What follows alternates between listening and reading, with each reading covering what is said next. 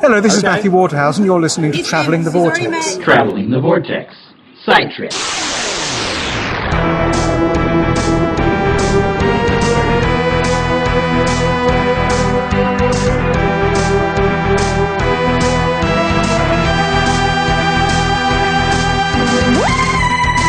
We've joined the Doctor as he travels the Vortex and landed at Gallifrey 1's 25 glorious years. I'm Sean. I'm Mel. I'm Michelle. And it's over. All over. All over. The quote of famous Doctor, I don't want to go. Of course, he didn't say it nearly as babyish as I just did, but... They'd be asking you to bring it down a notch. yeah. Tone it down. Tone it down. Quit staging it up. I if I was ever in some remote, bizarre, alternate parallel universe cast as the Doctor, I would be the one that they would have to fire and drag off set, clawing my way across the floor, grabbing onto the handles of the TARDIS and screaming, "No! No!" Because I wouldn't go. I'd probably lock myself in the cabin. You'll never take me alive! And I'll look around in the dark and go, where's the console room? Well, this was it. This was the big Sunday. Third full day of programming for Galley, which there was a lot of panels today. A lot of panels today. Some of which we even went to. We started the day with Billie Piper in her interview, which was supposed to be a repeat of yesterday. Ish. I think they got most of the information out. I think Billie Piper's was pretty close to what it was yesterday. Yeah. Hers was. Hers was. I think, yeah. Arthur's not so much. She was followed by Arthur Darvill, which was... He was a hoot. Not. They took a left turn, I think, from what they were talking about. I don't know. I think they did a U-turn and then got Siri involved and really lost their way. Is it just me, when you were sitting there listening to these guys, did you just not get flashbacks of listening to our show? Because I did. I looked at Mel and I said, Arthur Darvill is a tailor-made Traveling the Vortex guest. We've got to get him on, because we wouldn't accomplish anything. And it would be gloriously awesome. It would be, yeah. For a panel that's supposed to be an hour-long repeat of the programming from Saturday, which I imagine talks a little bit about who and his career, growing up and doing the art schools. Drama school, thank you. They mentioned that yesterday. They talked about drama school, school and stuff. We got taxidermy, kitty cat, cats, yep, cat shirts, whooping, because apparently we Americans whoop at everything. God, what else did they just? I don't know. It was just hilarious. Bad jokes. Oh, at one point he said, he goes, you got to tell that joke you told yesterday, so the programming is, somewhat like it was yesterday. What joke was that? I don't know, that one you told yesterday. 30 minutes into it, they thought they might want to start talking about who. Yeah. And here's the funny thing, though, is that quite honestly, I didn't care. Yeah. These are the things. Awesome to listen he's just to. It's like Paul McGann. Paul McGann could read the phone book, and I go, "You're so dreamy." He's got that quiet, authoritative voice that just wow. But yeah, Arthur Darvill was beyond awesome. His nanny. His nan. Oh, the nan story. Yes, the nan story. Oh, yes. That I think that was the first half hour. First half hour easily was basically the the nan story. Yes. Yep. So, fear not, listeners. We will get Arthur on the program soon to entertain you, and we will bring light bulbs and gutters, and a good time will be had by all, because he will make the randomness that we talk about that much more entertaining. Mm-hmm. See, and then after Arthur was. What did you do next? You went to... I went, You went and did something. Was it the Big Finish? No, I don't think I did panels. I think that's when I did like Oh, the that's last, right, you last few autographs. You had to go back got and my collect the rest of your stickers. autographs. And so you needed, because you were getting all of the companions that were here, and you still needed Fraser Fraser and Daphne. and Daphne. And you got both of those? Uh-huh. And you also And a couple of Paul. and a couple of Paul. Because on my photo from the photo op yesterday, and then on the one that I'm collecting all the Right. All the doctors. doctors. And was he everything that... Amazing. I had to wait in a line quite long, but How long was your wait? Unreal. 20 minutes? 30 minutes? An hour? But No. no matter how long the wait, it was totally worth it, wasn't so worth it. it? Paul McGann, worth it. Yes. We went and roamed around the dealer's room a bit longer and had a very nice little chat with Paul Cornell. Finally found him.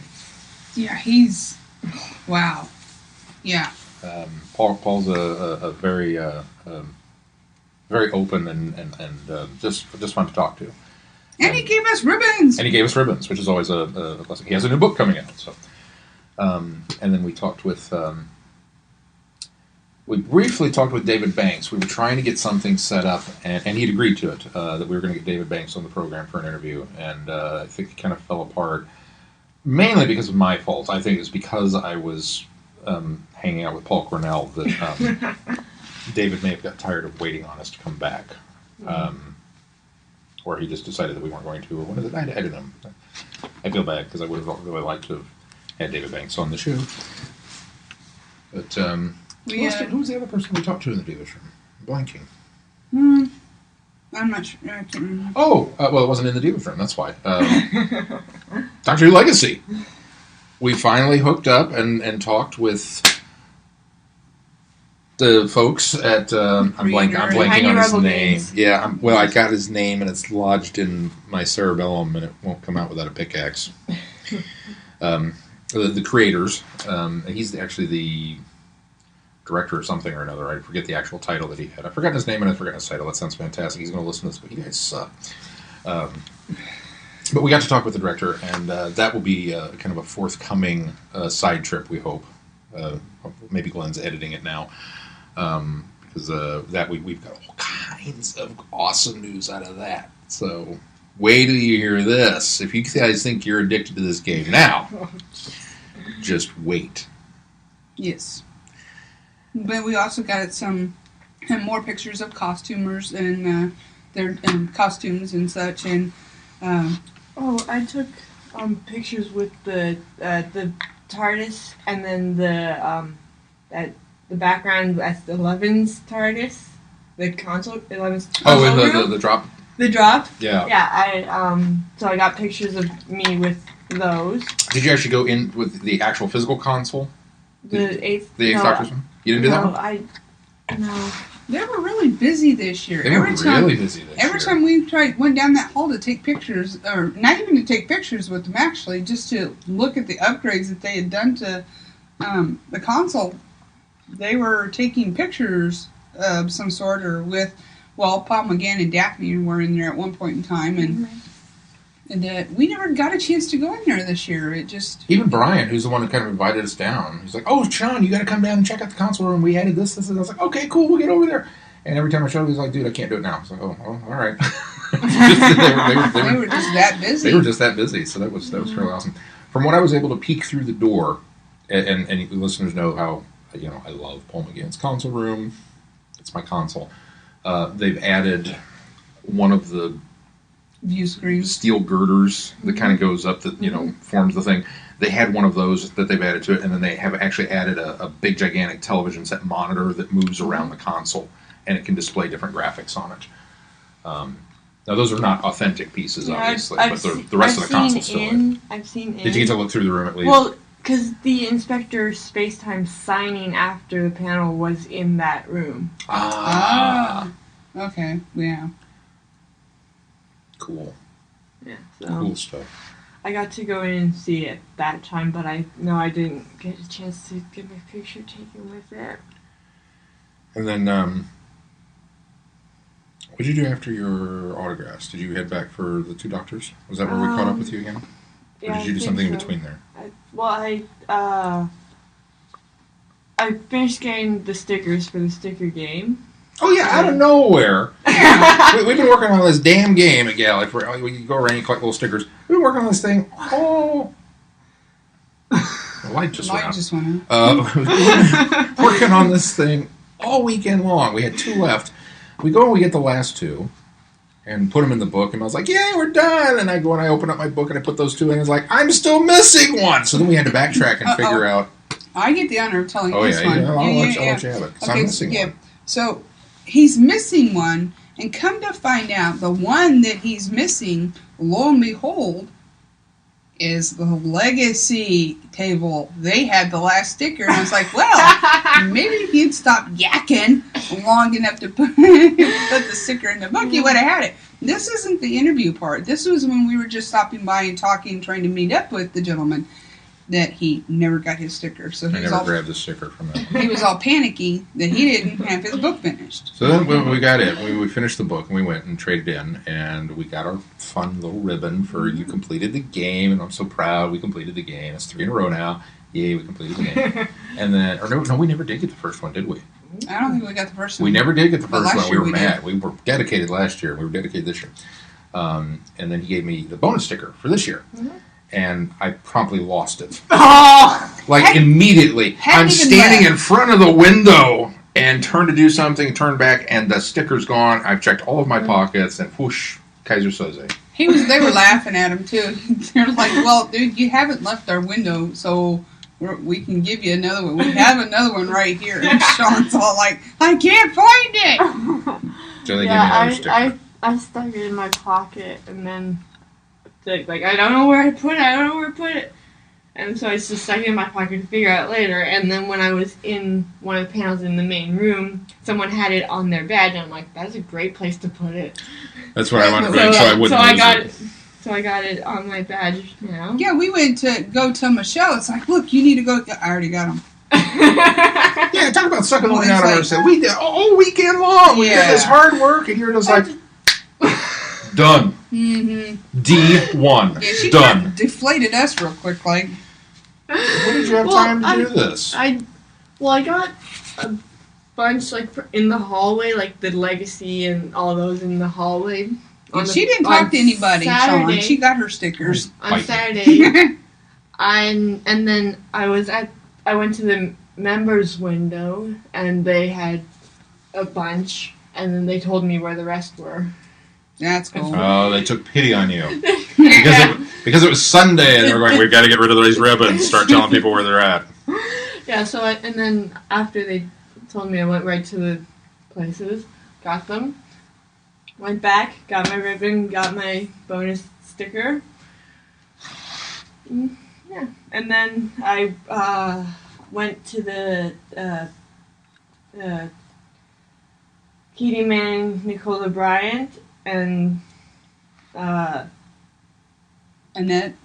actually It was Annette first, I think. Annette was. no, I didn't go to Annette. I just went Katie Manning and Nicola Bryant, and How was that one? that was really good because Daphne Ashford showed up halfway through,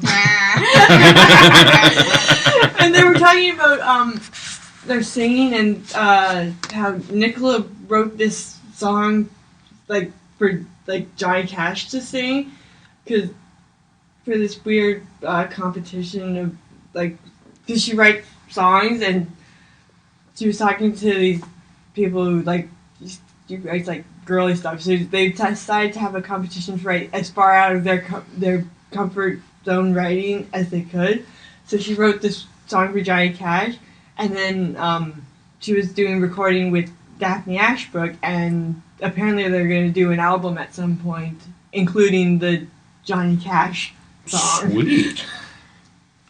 I'm not sure how Daphne has a lovely singing voice. Nicola, from what I understand, has a lovely singing voice. I'm not sure how either of them would sound doing Johnny Cash. Yeah, because he's got a real unique twang to his songs, even if it's not his voice. His songs have that weird... That style. Yeah. I don't. But she I wrote don't know, it, but so they maybe were not. talking, and Katie Manning apparently does like raps.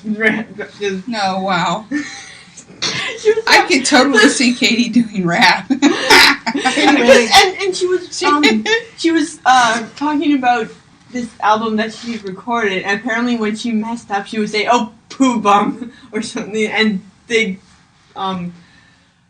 compiled all those times she said it and like did it as a separate track. It's a totally rap Or like song. the poo bum rap.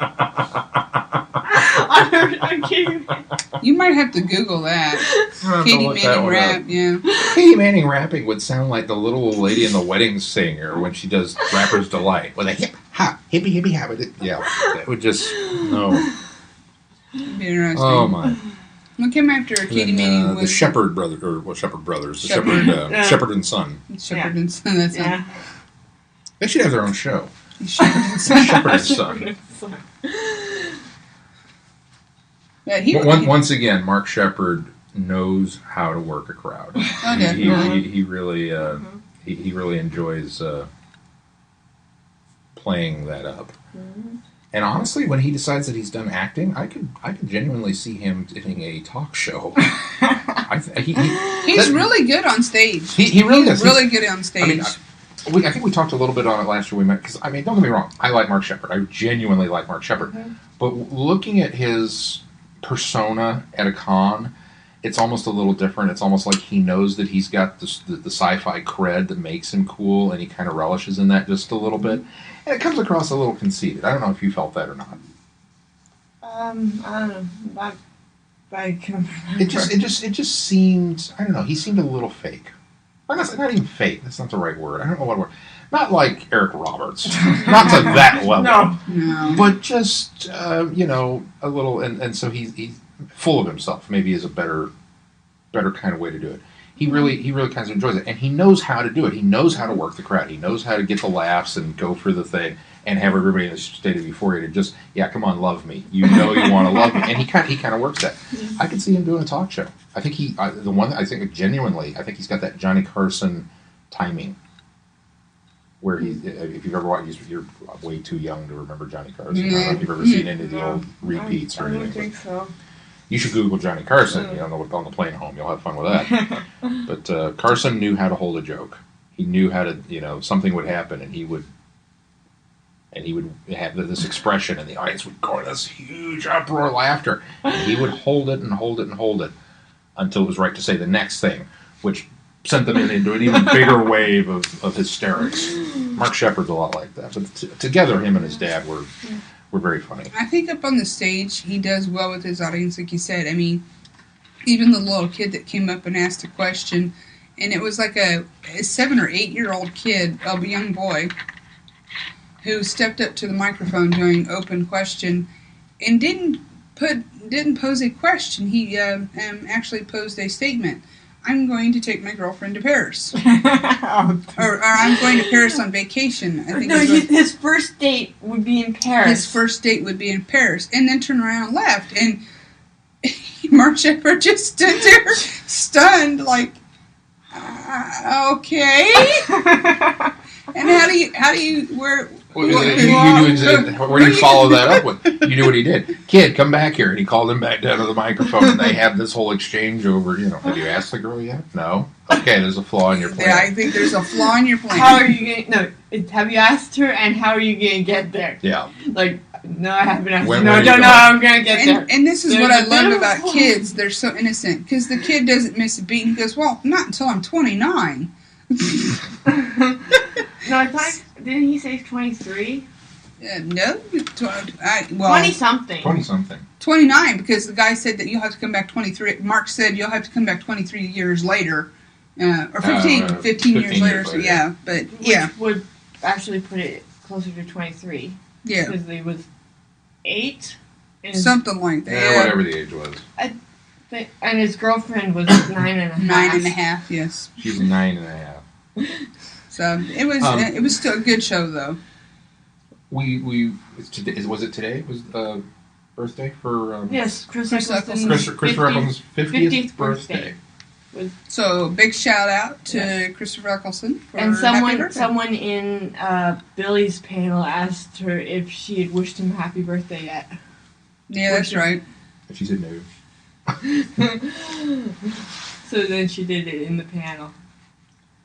And then after Shepherd and Son, in the main programming room, we had the two doctors, which was Colin Baker and Paul McGann, since they were both here. And no moderator, just them coming out, Paul lounging on his... Even more than yesterday. Oh, even more. He was like, they each had a couch, and he was like completely sprawled out over his. Just He slumped. made the comment later in the panel that yeah, I've kind of melted into this couch. I don't plan on moving. After being asked to improv something as the 8th Doctor. He said that would require movement, and I don't think I can move from this couch. I've kind of melted into the couch. Now, I want to tiptoe carefully around this because Yes. I don't want to spoil certain aspects of that conversation. Other than to say, for me, this was the highlight of the entire weekend. Yes. Watching these two guys just bounce off each other and Well, joke and play. I mean, I had more fun in that panel than I did in anything else this weekend, and I had a lot of fun this weekend. And they didn't, like Sean said, they didn't have a moderator. And Colin's like, well, we're here for you. Start asking questions. So they opened it up to the floor right away and started asking questions. But the questions that were asked, wow, they started bouncing off at each other. And like Sean said, there's too much to be said right now, but it was truly a treat to see those two interact with each other. And they laughed, and they picked on Sylvester, and just, you know, they picked on each other. They picked on just wonderful, wonderful, wonderful stuff. Interactions were, just... And I have to go back and see if I can. There's a clip that I need. We recorded it. There's another story that goes along with that, which I'll tell later on the main broadcast. But we did record pieces of it, and I'll have to go back and find this particular clip because I want to share that story later. But yeah, I'm sure if you've been following the galley coverage, you probably got this slew of tweets that came out that everybody was going ballistic over how fun that I'm panel pretty was. sure they could hear the roar of laughter up in the lobby from where we were from that panel alone. It was so funny. Now, did you stay for the But Enemy and Web? I did stay for Enemy and Web. I wished I had. I wish Oh, we had. it was so phenomenal being able to watch those episodes with everyone else in that room. No, that was Fraser. They didn't play the whole serial, right? No, they just played the first episode of Enemy and the last episode of Web of Fear. And that was with Fraser Hines. With Fraser Fraser and, Hines and Deborah Watt. Deborah Watling, yes. It was just phenomenal. I'm going to label myself a bad Who fan at this point. You remember when we had this whole thing, we talked about it, and Glenn's like, go buy them on iTunes and support BBC, blah, blah, and I bought them. I have digital copies of them. I still have not watched them. You just haven't had a chance to. I'm right in the middle of Web as part of my This Day in Doctor Who History. So I'm gonna watch part 3 probably on the plane home. I feel so bad. I mean, I booted up. I watched just a little bit of Enemy of the World, and I just haven't sat down and watched it yet. And I don't know what, because you know me, I'm the biggest champion. Lost episodes, bring it on, maybe, you know, and all kinds of stuff. When they showed that clip in the year in review, and they came up 9 episodes, I teared up. I started crying over the fact that these episodes, it's not, you know, I should be crying that things are lost, not crying that things are found. But it just hit me, it's that momentous. It's tears of joy. Yeah, it really was. And Happy crying. it was, oh yeah, there was a lot of happy crying. Yeah, I just, starting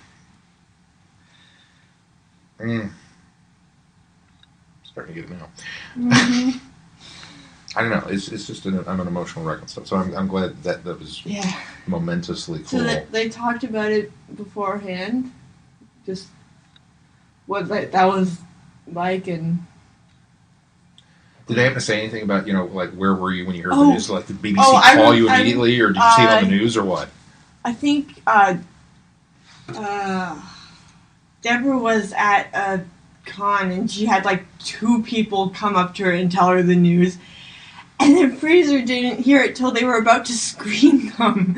And then Deborah called him up and was like, yeah, they found these. And then he got a call from someone at the BBC, like, we're going to screen these missing episodes. And he was like, how can you do that missing? And then he found, like, so and Deborah told him that she'd been sitting on that for like 3 months. Oh my God! She kept that from him?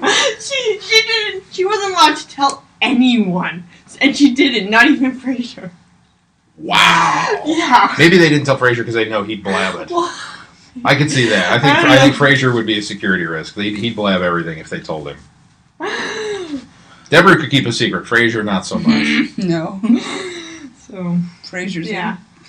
So that's it. God, I hope that story's on the DVD when it comes out. Yeah. That'd be awesome. Well, after that was the year in review, which is kind of an annual galley tradition. That one of the last things they do is they spend about half an hour to an hour. Half an hour, just like clips. Like they started out with a clip show of the episodes that had been aired that year, and then went into all the news reports from the UK. Yeah, all Which the was different little interesting to pieces. see because being over here in the United States or being in America, you don't get to see the news clips from over the UK, and seeing some of the reactions and how they presented the 50th coming up, or the announcement of Matt Smith leaving, was interesting to see their take on it being over there versus here. And they had what I assume is like TV shows, like kind of like our reality shows. Over there, that some of the people were filmed as they were seeing the news for the first time or seeing the episode for the first time, and it was quite entertaining to see some of the reactions to the people that were being filmed. I don't know what it is. The one where the 50th anniversary is going on. Mom, I will murder you if you talk during Doctor Who. Just don't talk. She's asking questions through the whole thing. He's like, hand up in her face and the whole bit. Stop it, Mom! I will murder you. I don't know what the show was, but it's like. Oh, and his reaction. I have many lives. Some of them I don't recognize. Flash of John Hurt. Do we know who? No. This poor kid, I thought he was going to give birth. Need to find out what that is. Yeah. Because I want that as a GIF. I want that little No! that reaction. I want that. But yeah, the year in review is always a cool thing. I enjoy getting that at Galley, because you don't get that anywhere else. I've never seen it done anywhere else, and I think at Galley it's really cool that they do that. Yeah, although the whole thing with asking about John Hurt, my dad kept asking me in between the end of Series 7 and the 50s, like, who is it? And I'm like, I don't know! I don't know, because they haven't told me. This information is not available. Yeah. This is where we start making things up. He's Davros. It's Santa. Davros before the accident. Really? Yeah. Time War. Think about it. I don't think my dad knows who Davros is. Oh. You say Santa. It's Santa. That's Santa, Dad. And then all the guests got up there. Several of the guests had to leave before the closing ceremony, so we didn't get to say goodbye to Mark Shepard. Arthur Darvill had to leave partway through, so they had him up by himself. Yeah, he just came out, said thanks, and left. Yeah. Billy was already gone. Paul was already gone. A lot of people left this year for flights for different commitments, but Still so glad that they could be here. Everybody else that was left got up on stage and again just reiterated how much of a great time it is, how much of a great convention it is, and I, once again, 3 years in a row, my hat goes off to Sean and his crew for being able to pull this convention off. I know this was a lot of work. I know it was a lot of stress, but they did a beautiful job with it. Yes.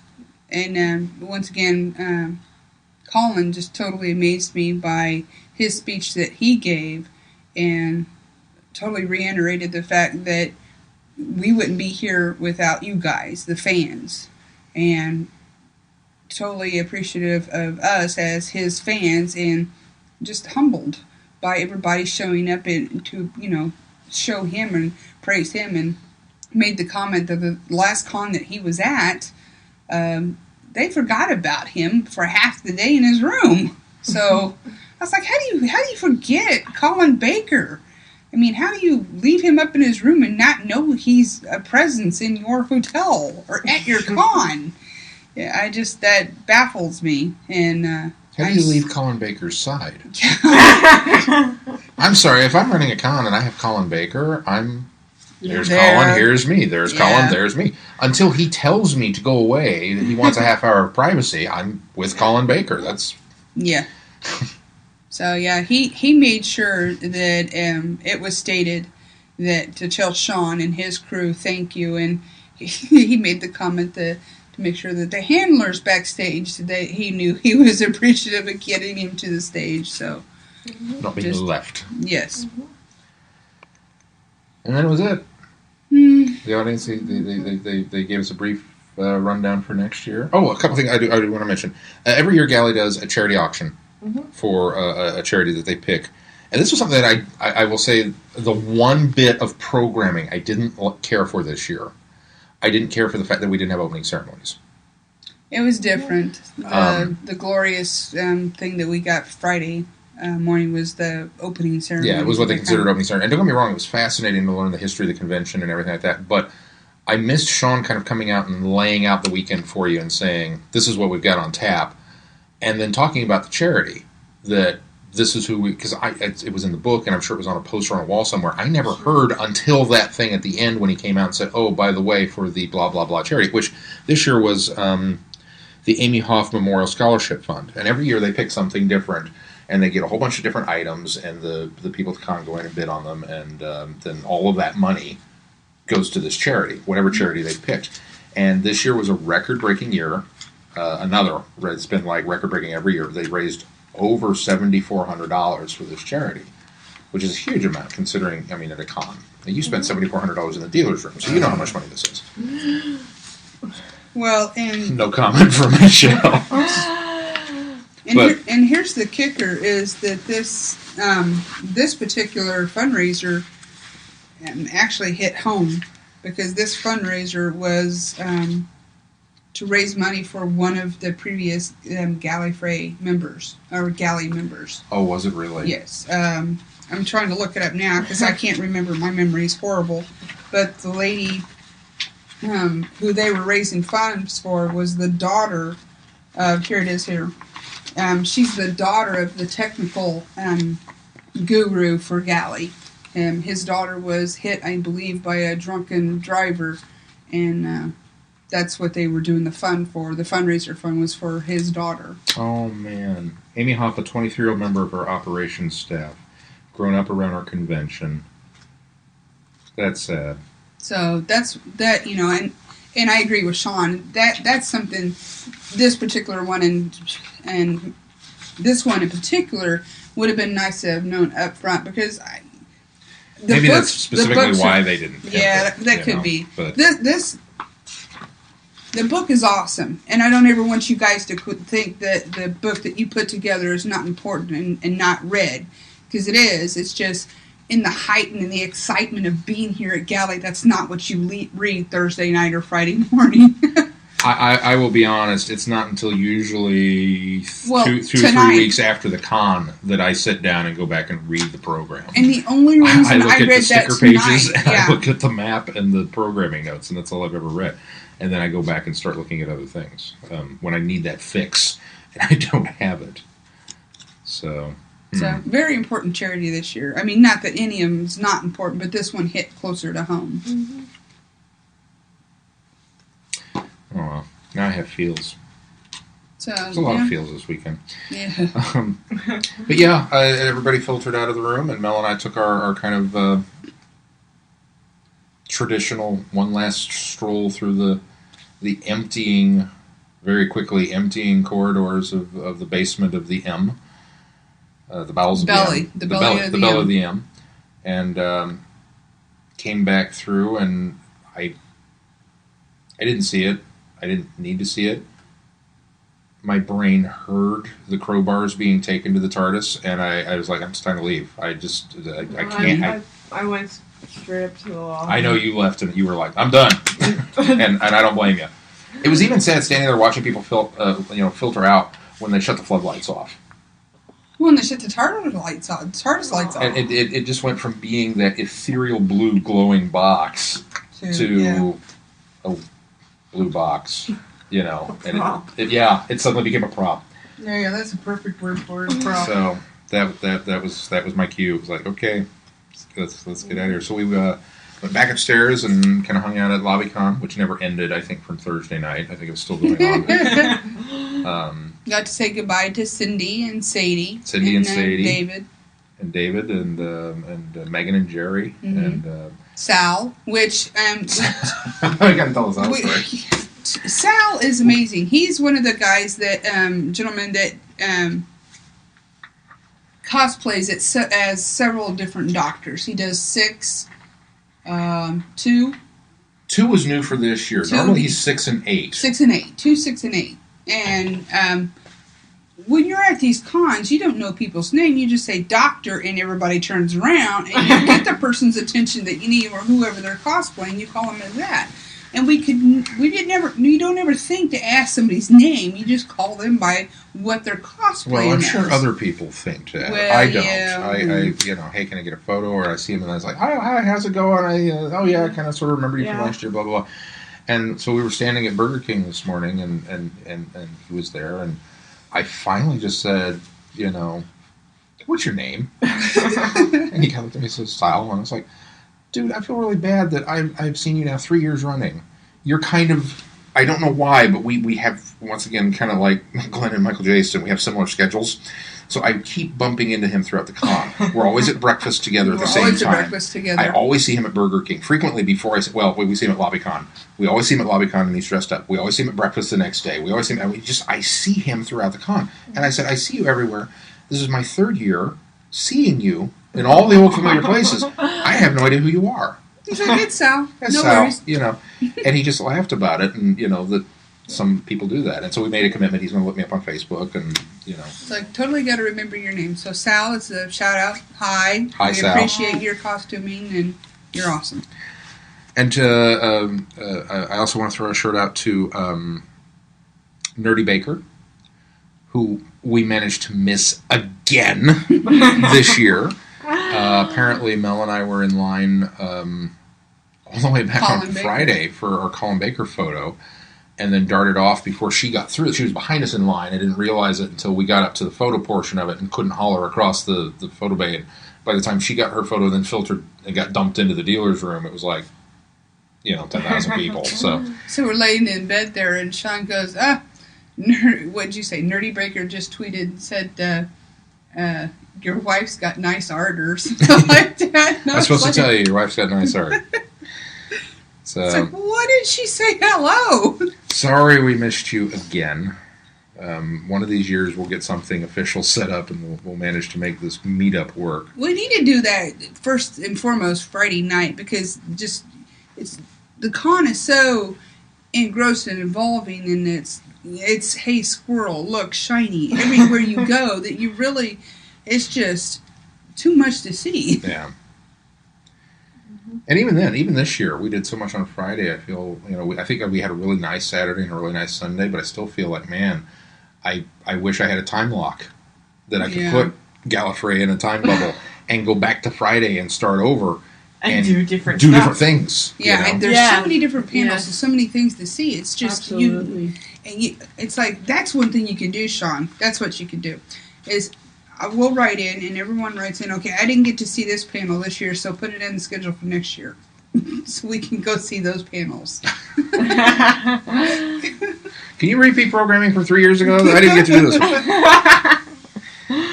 But, once again, we made some great friends and finally introduced ourselves to a few old ones. I didn't get the ribbon lady's name. Ooh. cat ears. No, No. but No. we'll do taking pictures of their ribbons and posting them on because they had some truly amazing ribbons this year. Full No. color Full pictures. color, yes. Mel will go on and on and on about the ribbons if we let her. Well, I got a whole bunch. Like, at least 40 something. You're gonna have to send us 40, a tweet and let us 40, know how many you got. 50-ish. Yeah, I want an official count from Yes. Yes, I will. We will be give posting you an official official counts, count at yes. some point. Yes. Like tweeting it. But once again, I will say one more thing about the ribbons for now, nothing else. There was a lot more ribbon exchanging this year, and it was totally impressive. And And if I ever come back, which I hope to, I will definitely have ribbons to give. yay, more ribbons! One more item of note, and that is plans for next year. They've already announced the 26 seasons of Gallifrey 1, which I didn't catch the reference. There were 26 seasons of Doctor Who originally. That's where that comes from. I was like, oh, okay, that's really cool.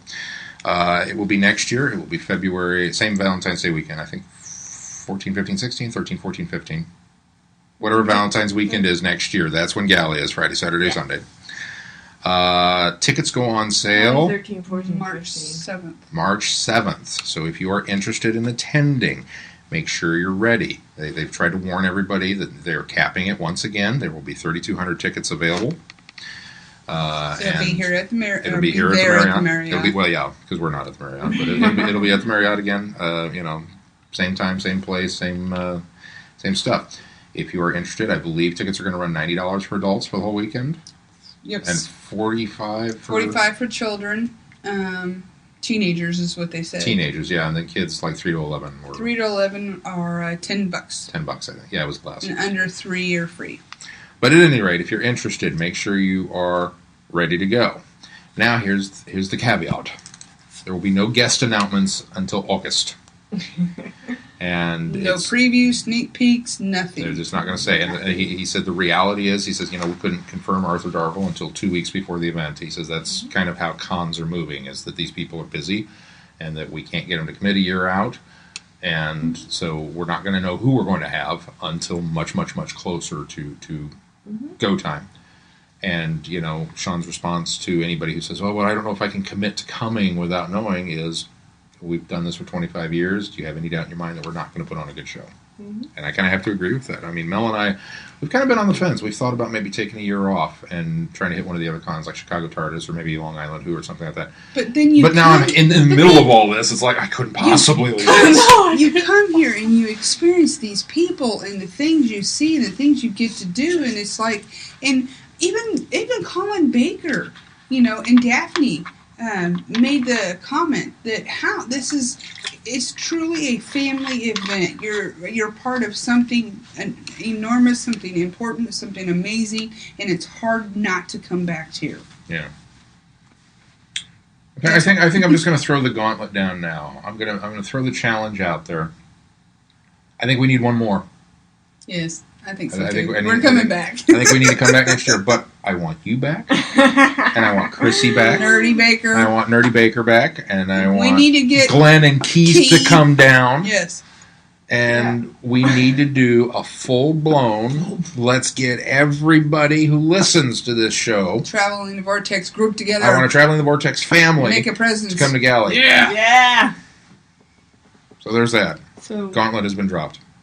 So do it. yeah, I have a rough draft of possible designs for because I know basically what I'm doing. And I've sort of been mocking up like a really rough version on Sketchbook on my iPad For your ribbon. for my ribbon. Yeah, we See, Michelle's already planning a been ribbon. talking I'm about- already planning my ribbon, so We're definitely gonna do 2 next year. Maybe. Yeah, we are. All right. Special guest, Michelle. yes. You know her as Hoovie and Mitch. Hello. Thank you so much for coming down and making the trek and being here with us and putting up with us and being up late with us. I know you have an early flight tomorrow, and we've kept you up late all weekend. And because we're horrible people, pretty much. No, we're night owls. No, it was more important for Mel to get ribbons than it was to get you back to the hotel and get you to bed. That's what it was. No, I like the ribbons. Too. See, she liked him too. She said as she falls asleep in her chair, I like the ribbons too. So, yeah, okay, that's that. I'm gonna lose it again. So, all right, guys, we're gonna wrap that up here.